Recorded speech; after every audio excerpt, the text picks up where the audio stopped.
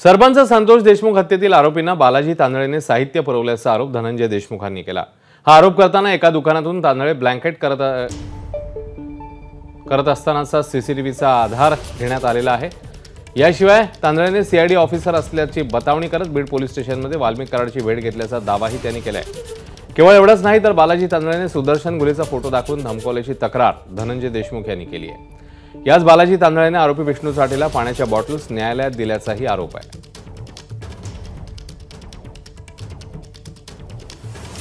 बालाजी तांदळे ज्याने की 1 जानेवारीला बीड पोलिसला तिथं मला आरोपीचा फोटो दाखवला की आता आरोपी कसा दिसतोय फरार झाल्यावर, मला दाखवायची गरज नसताना मला काही संबंध नाही त्याचा, आरोपी शोधणं हे यंत्रणेचं काम आहे।